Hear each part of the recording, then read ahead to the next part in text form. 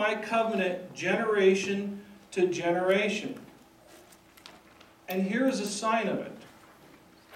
We'll call this an act of good faith. You are to circumcise males 8 days old,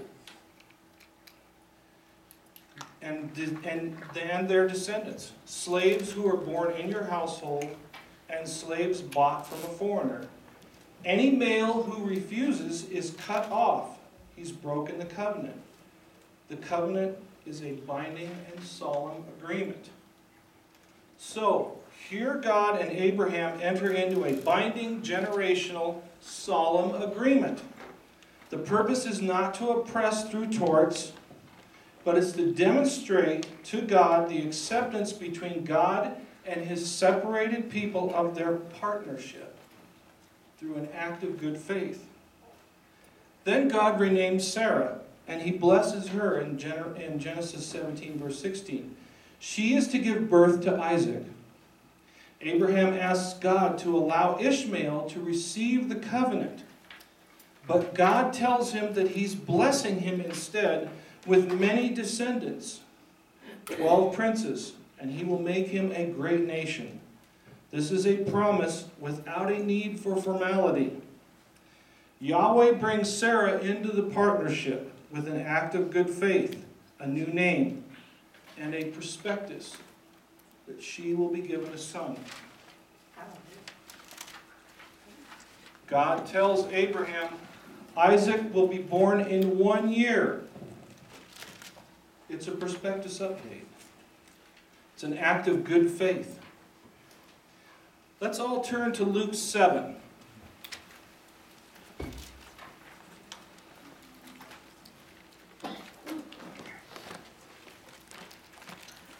This has a lot of acts of good faith in it. And it also talks about service, trust, and proof. We're going to read from the beginning to chapter 8, verse 3. When Yeshua had finished speaking to the people, He went back to Capernaum. A Roman army officer there, had a servant he regarded highly, who was sick to the point of death. Hearing about Yeshua, the officer sent some Jewish elders to him with a request that he come and heal his servant. They came to Yeshua and pleaded earnestly with him. He really deserves to have you do this, for he loves our people. In fact, he built a synagogue for us. So Yeshua went with them. He had not gone far from the house when the officer sent friends who said to him, Sir, don't trouble yourself. I'm not worthy to have you come under my roof. This is why I didn't presume to approach you myself. Instead, just give a command and let my servant recover. For I too am a man set under authority. I have soldiers under me, and I say to this one, go, and he goes, and to another, come, and he comes. And to my slave, do this, and he does it. Yeshua was astonished at him when he heard this, and he turned and said to the crowd following him, I tell you, not even in Israel have I found such trust. Then the messengers got back to the officer's house, and they found the servant in good health. Could you imagine saying something to Yeshua and having him be astonished at it? It's pretty amazing. There's a lot of acts of good faith here. You have a Roman army officer who is a man who is a servant set under authority. He's telling Yeshua, look, I believe in you, but like you, I have authority over me. And Yeshua is amazed by this. This man built an assembly for the people. Talk about an act of good faith. No wonder why they trusted him and wanted his son to live, or his servant to live. So, there's lots of trusting going on and lots of acts of good faith going on here. So, next we read that Yochanan Talmudin informed him of all these things. Then Yochanan called 2 of his talmidim and sent them to the Lord to ask, "Are you the one who is to come, or should we look for someone else?" When the men came to him, they said, "Yochanan the immerser has sent us to you to ask, are you the one who is to come, or should we keep looking for someone else?" Right then he was healing many people of diseases, pains, and evil spirits, and giving sight to many who were blind. So he answered them, saying, "Go tell Yochanan what you have seen and what you're hearing. The blind are seeing again, the lame are walking, people with tazarat are being cleansed, the deaf are hearing, the dead are being raised, the good news is being told to the poor, and how blessed is anyone not offended by me, by his acts of good faith, which they can clearly see." But the messengers from Yochanan had gone. When they had gone, Yeshua began speaking to the crowds about him. "What did you go into the desert to see? Reeds swaying in the breeze? No. Then what did you go out to see? Someone who was well dressed? But people who dress beautifully and live in luxury are found in kings' palaces. No. So what did you go out to see? A prophet? Yes, and I tell you, he's much more than a prophet. This is the one about whom the Tanakh says, 'I am sending out my messenger ahead of you. He will prepare your way before you.' This is a loyal servant who's been given orders to build trust and faith through unselfish devotion to Yeshua. I tell you that among these born of women there has not arisen anyone greater than Yochanan the immerser. Yet the one who is least in the kingdom of heaven is greater than he." All the people who heard him, even the tax collectors, by undergoing Yochanan's immersion, acknowledged that God was right. But the Perusian and the Torah teachers, by not letting themselves be immersed by him, nullified for themselves God's plan. In other words, they excluded themselves from God's prospectus. "Therefore, said the Lord, how can I describe the people of this generation? What are they like? They are like children, sitting in the marketplaces, calling to one another. We made happy music, but you wouldn't dance.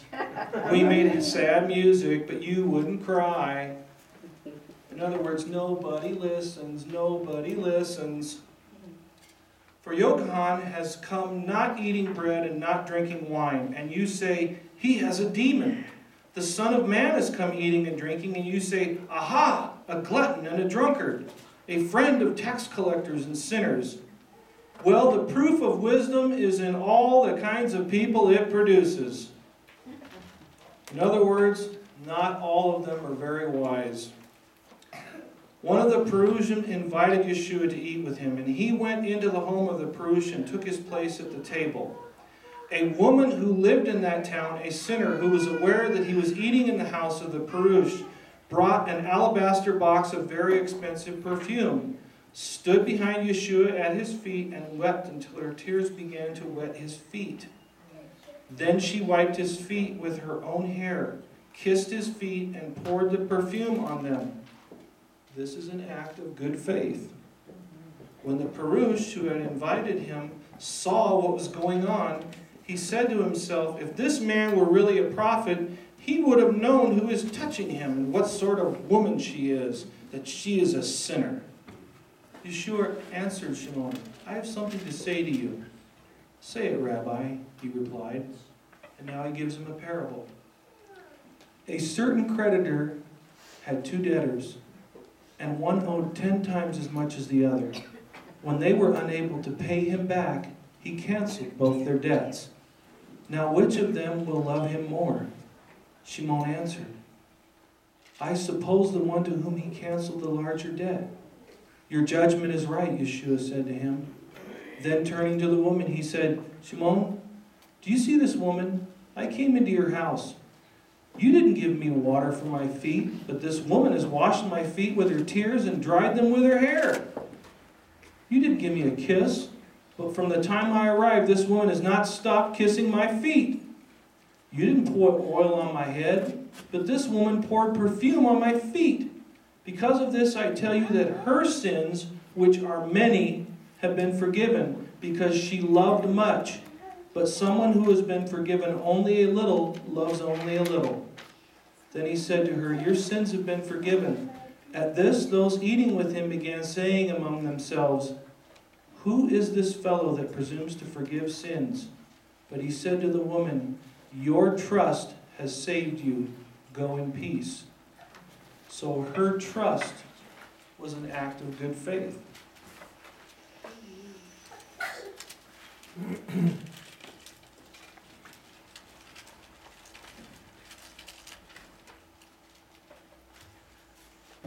Now, next in Genesis 22, we're going to talk about tests and audits and checks and balances. We all are getting a business lesson. It's one of the reasons why I really wanted to teach this today, was because I studied business and accounting in college, and this kind of hit home for me. In Genesis 22, Abraham is told to go even further to display his obedience to God. He follows God's instructions during a test. Abraham passes the test and is approached by an angel. And we see that Abraham fears God. God provides for us, and God rewards if we obey his orders. In a business, an audit of books or a risky venture can test the strength of a partnership. In a home, it could be many types of hardship. It could be death, financial, marriage, spiritual, and sometimes it's even the opposite. How many in here have ever won the lottery? That can certainly test your marriage. Well, you didn't share any with us, Josh. He's waiting. Let's everybody turn to 2 Kings 12.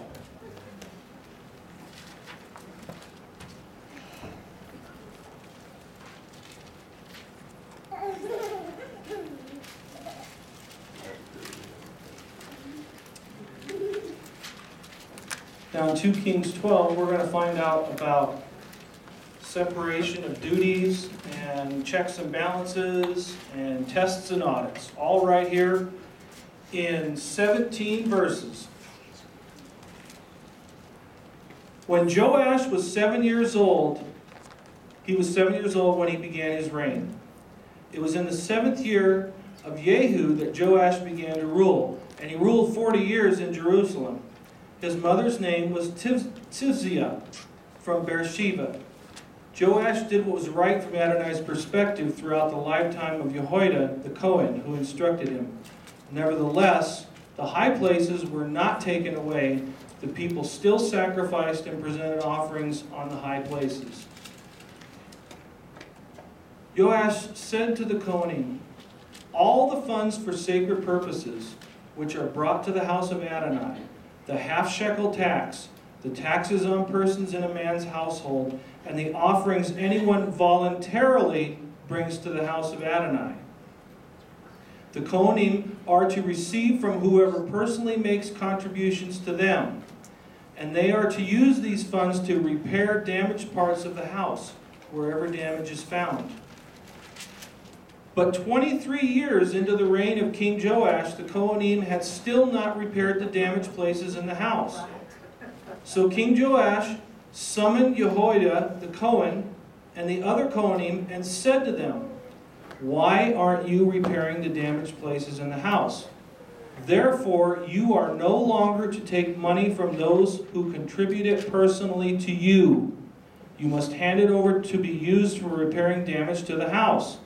The Kohanim agreed not to receive money from the people, and they would no longer be responsible for repairing the damage to the house. So from this point on, the priest's duties are going to be confined to ministering. And Jehoiada the Cohen took a chest. He drilled a hole in its lid and set it by the altar on the right as one enters the house of Adonai. And the Kohanim in charge of the entry put in it all the money brought to the house of Adonai.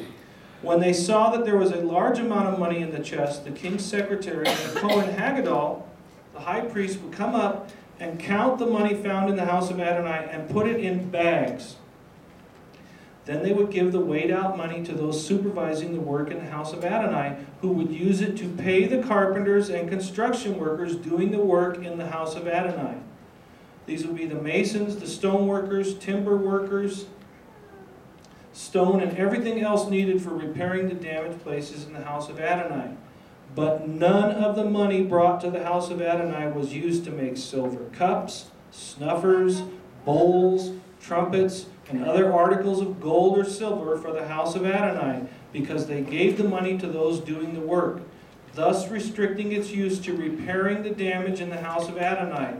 Moreover, they did not require an accounting from the supervisors given the money to pay the workers, because they dealt honestly.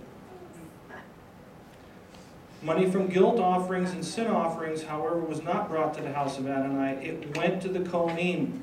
These are checks and balances. And the supervisors of this work were leaders. Leaders who were honest, that dealt honestly with people.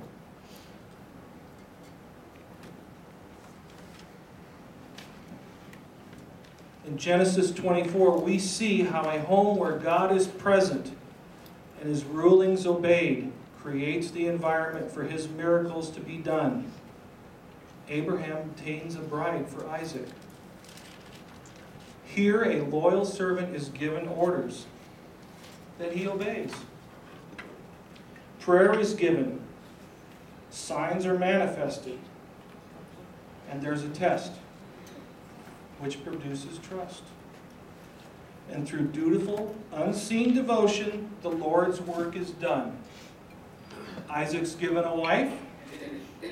He's comforted for the loss of his mother.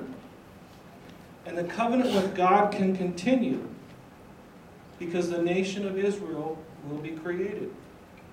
Rebekah was given a partnership through her service and devotion. She gets a little impatient for it later on because she has a slight lack of trust. So let's talk about some conclusions here so far. We know that God's orders are necessary for the preparation and the completion of His will. God's orders must be obeyed in a home filled with prayer and trust for His will to be done. We should have faith that He will provide for our needs and reward our obeying Him, because we will be tested. Hagar was tested. He was tested with Hagar in Genesis 16. And then Isaac was almost sacrificed in Genesis 22. There was a test there for Abraham. God will do His part of the covenant and provide for us if we trust Him. Such tests also came in Exodus 15, verse 22 through 26. This was the lake of bitterness. Exodus 16, verse 4 through 8, where they got manna from heaven. And Exodus 17, verse 1 through 7, at Massah, the rock of Horeb. In Genesis 27, Isaac has two sons, Jacob and Esau. Here the separation is manifested in each child's blessings. In verse 27, Jacob gets God-given dew from heaven, richness of earth, grain and wine in abundance. Isaac smelled like a blessed field, and his blessings represent the inheritance of the spiritual world, a world where people serve and nations bow down to Him. Those who curse Him are cursed, and those who bless Him are blessed. For Esau, his home would be of the richness of the earth and of the dew from heaven above. He would live by the sword, serve his brother, but when he breaks loose, he would shake the yoke from his neck. Esau's inheritance is this world, a violent, sinful world where people remain enslaved to sin until they break that yoke. A world where men's appetites are never satisfied. So which world do you think we're living in? Esau's. We're living in the world of Esau.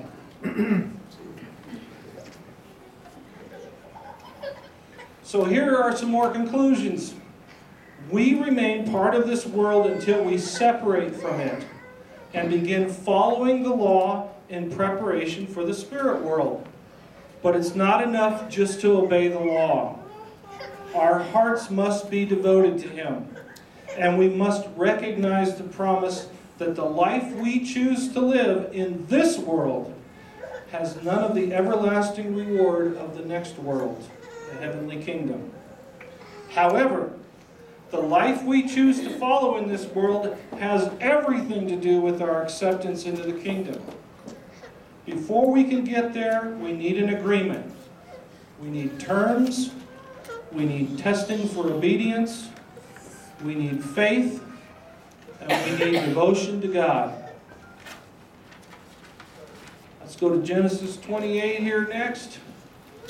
For Jacob, the signs and the dreams are going to be more vivid. In Bethel, he is reminded of the covenant. He's given a dream that represents Yeshua in Genesis 28, verse 12. God tells him then that he's in the covenant. We are given knowledge that through Israel we are all blessed. God will be with him, guarding him wherever he goes. And God will bring him back to the land and won't leave until he does as promised. So Jacob makes a vow to God. If God guards me, feeds me, and clothes me, and has me return in peace, then Jacob agrees to set up God's house and return 1/10 to him. In Genesis 29, Jacob continues his journey, during which he breaks man's traditional law when Rachel arrives. He does this by watering the flocks early. He meets Rachel and falls in love with her. He enters into servitude with Laban for Rachel. He's deceived by Laban through Leah. He is confronted by worldly tradition through Laban's way. And he submits to his master, and he stays 7 more years. During this time, he has 6 sons through Leah, 2 through Bilhah, 2 through Zilpah, and he also has a daughter through Leah. In Genesis 30, Jacob uses his knowledge to receive proper compensation for his service, his faithful service. When Laban asks how much, Jacob says nothing. But Jacob uses his abilities to increase his flock of stronger animals. In Genesis 31, we read that Jacob's enrichment causes great animosity with Laban and Laban's sons. So at this point, we can conclude that we will be rewarded for faithful service. Others will be blessed also by our service. Others will be tempted to use us, such as Laban used him. When we have dealings with outsiders, it's at our peril.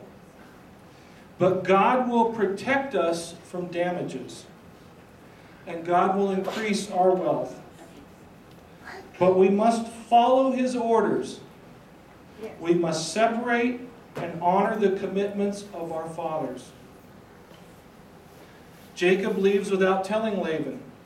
Laban pursues him, and they make a covenant, an agreement, a contract between men. They do this with witnesses, with clear expectations, with boundaries, and sworn to the Lord. We can also conclude that covenants between men require written agreement signed and notarized. As time has passed since Abraham and the application of law and fair treatment between humans has become more and more complicated, it's much safer to trust God's law than to trust man's law. Amen. At present, we are under many different levels of law. We have contract and business law. We have tax law. We have torts for cities, states, federal torts. We have statutes, regulations, codes. We have generally accepted principles. And last, we also have the law of the jungle. The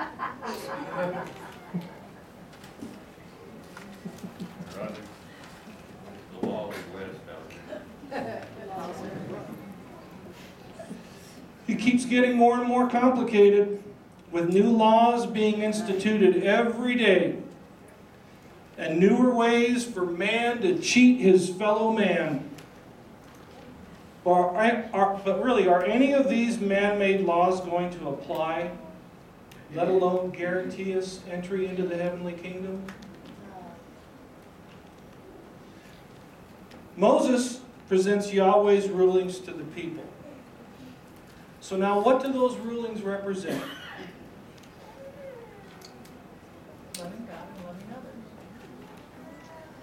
Yep. Anybody else? I know they could represent God's directives on how to get into his kingdom.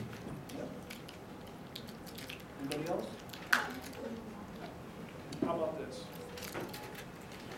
They represent the way we are to treat each other until the end times. We can't rely on righteous judgment under man's laws, any more than we can expect honor and fairness from our fellow man.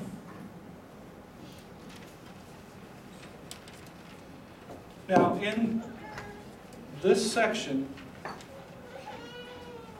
there were 66 rulings. I'm going to talk a little bit about the 613 mitzvahs. Some of this is also according to Andrew Roth. Of 613 commandments, 221 are applicable to the temple and thus only to Jews. That leaves 392. 74 of these may not apply to Christians. 74. They are special and apply only to judges or agricultural matters. They're for men or women or widows, etc. You could add another 8 that are Nazirite laws. So that leaves 310. The majority of Christians keep 201 of these laws. A minority of Christians keep up to 275 of them, meaning that Christians already keep 69 to 87% of Torah. So now let me ask you, can we observe 100% of Torah applicable to us? Sure. Yes, we can. So in conclusion, what do the rulings represent? Well, the 66 that we've just read through, before this point there were 43 of them. Up to the time we started reading today, there were 43. There were 13 of those that were the commandments given in Exodus. 3 of those dealt specifically with idols. 20 of these commandments deal with Passover. 2 of them deal with firstborn. 1 deals with festivals and Sanhedrin duties. 3 of them in Genesis had to do with being fruitful and multiplying, to be circumcised, and they had to do with diet. 2 of them had to do with building an altar. 1 had to do with abducting Israelites.